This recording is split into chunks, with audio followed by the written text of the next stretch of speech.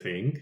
You may know him also for his previous bands, the most famous of which I think is the White Stripes, and then the Raconteurs and the Dead Weather, where he played drums and voice. Wow. I really love the Raconteurs. I don't know why, but yeah, amazing band. Yeah, they're awesome. I totally agree with you. I mean, I love Jack White bands in general. Also the White Stripes, it's... Oh, now you're biasing the review. I know. So it's going to be a high score for sure. Yeah, you can kind of expect it from me. So yeah, my vote will not really count. So I will count just yours. Let's do it like this, just to be fair. And then you will multiply it for 20. Of course. No, I have exactly the opposite experience because I've just listened to a couple songs before this record from Jack White and some stuff from the White Stripes. So I'm the exact opposite, and I will try to make my review in the most, let's say, unbiased way. That's good. That's good. So biased and unbiased, and let's say it is half biased on the other side. I don't know. We'll see.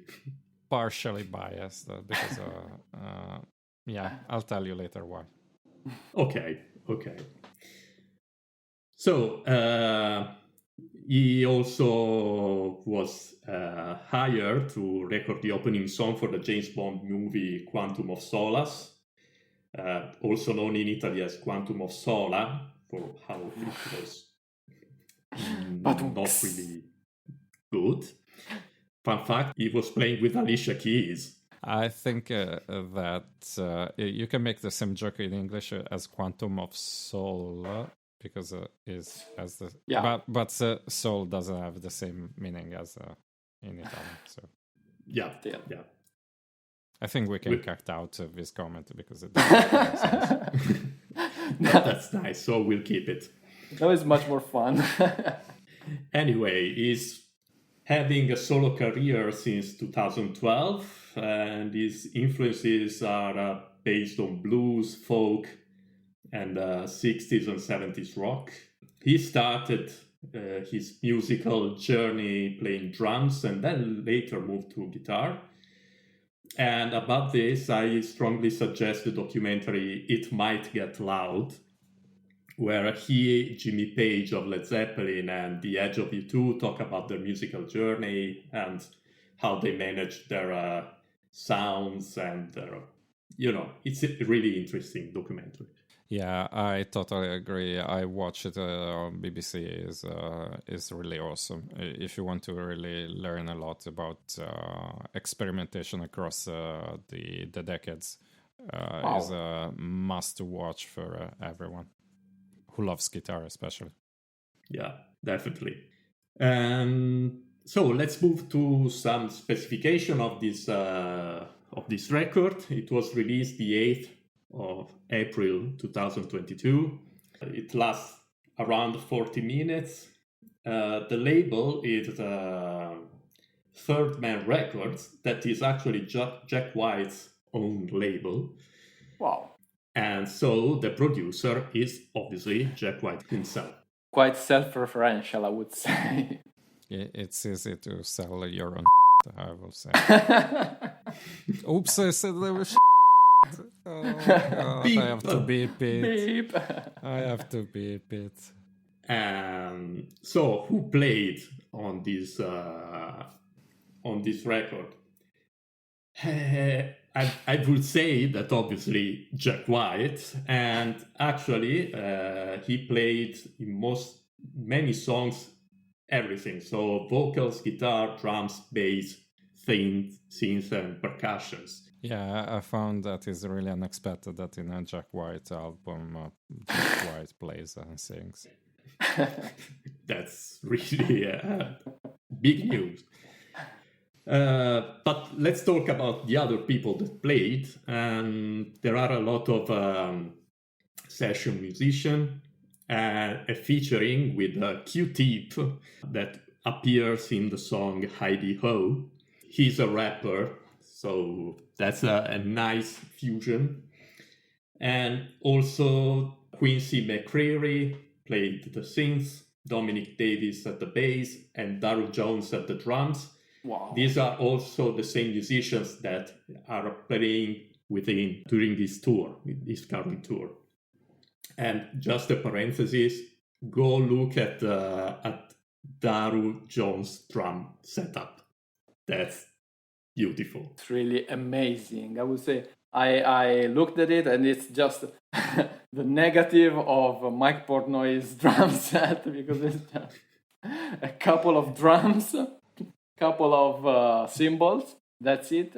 And the funny thing, I don't know if you know, Anto, but the orientation of his drums, it's basically what people in the early jazz era used to do with the snare drum. And if you noticed, he used the traditional grip while playing, because it's much easier when using drums that are oriented towards the external position. So in a nutshell, more is less. Oh no, sorry, less is more. That's better. Or less is less, I don't know. I get confused every time. So going on, other session musicians that played were Olivia Jean at the guitars, Dwayne Dennison also for guitars, Scarlett White on the bass, Jack Lawrence on the bass, Mark Watrous at the synth, and Bone Dust Mancini on sounds, generic sounds, sounds effects. And for the production side, the engineering of the record was performed by Dan Mancini, Joshua B. Smith, Bill Skibby, and Jack White, obviously. Of course. That was also in the mixing together with Bill Skibby and Joshua Smith. And Bill Skibby also was worked on the mastering of the record. I have to say, you mentioned a lot of names. I don't know any of them. Yes, of them. That's the point. Except for Jack White, maybe. You may have heard of him. And I think so. Are we talking about him in this episode? Yep.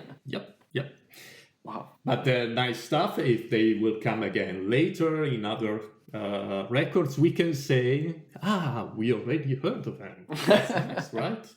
I think. Have I told you that I'm very bad with names, so I won't remember them anyway. Nice. So, a few other information about the record. This is his fourth solo album after Blunderbuss, Lazaretto, and Boarding House Reach.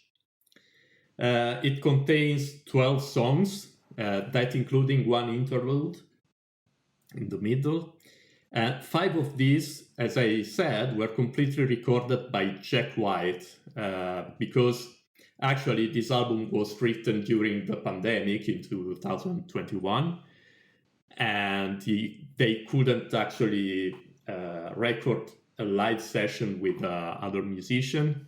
That's, he said in an interview, it's really what he likes more. So, and he felt like playing everything himself would be some kind of ego trip, and he was not so keen on that.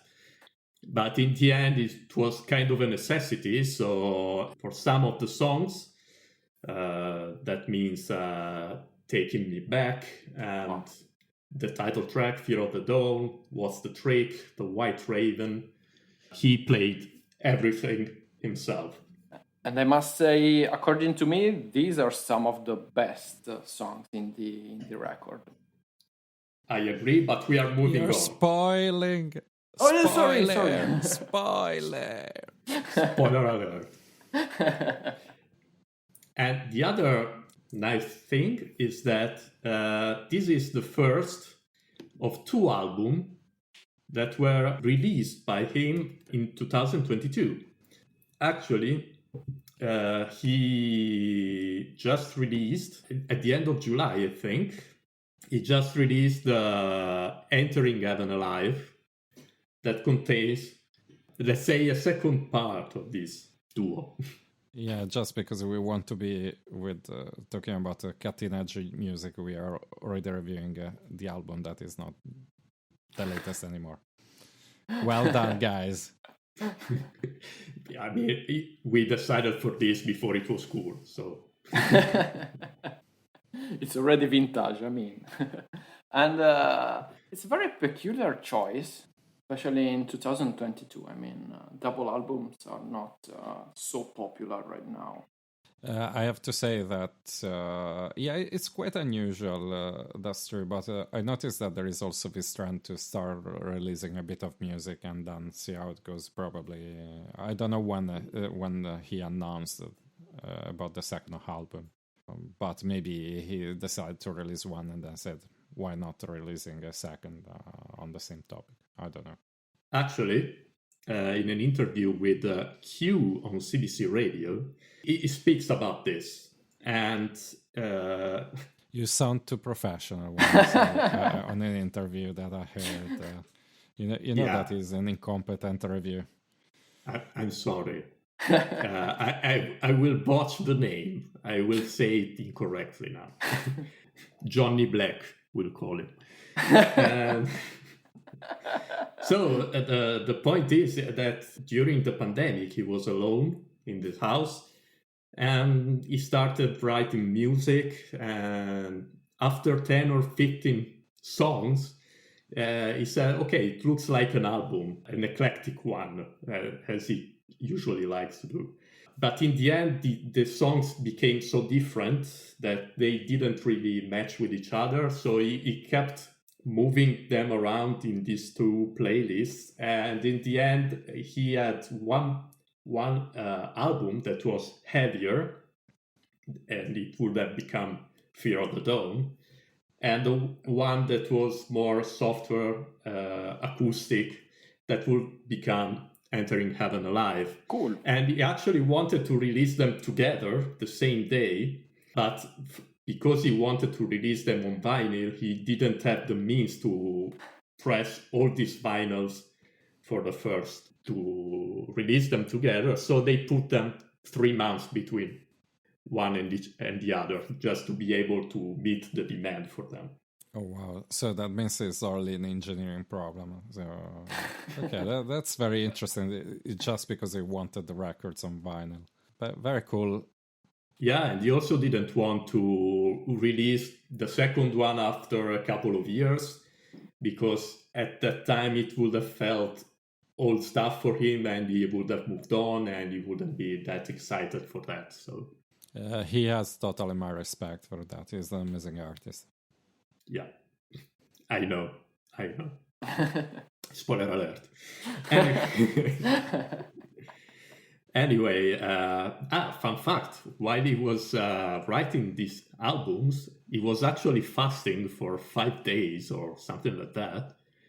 Yes, just to see what kind of effects it would have made on his lyrics and on his music. It does not really suggest to do it. But the fun thing is that after 3 or 4 days, your body keeps you awake and keeps you active and gives you energy, just to try to make you find food, to keep you alive and find food. That was a nice thing for him. But yeah, I wouldn't suggest to everyone to do that. So he started eating his guitars, basically. Yeah, I don't know about the nutritional values of wood, but yeah. No, I don't think. So, what do you say? Can we talk about the album? Would we, maybe we're going to start with the unbiased opinion of Francis. Okay. So, as I said, I didn't have experience with Jack White's music, but I actually had expectations. Okay, my expectations were about something I would say quite experimental, but not too much. I was expecting something very hard rock like,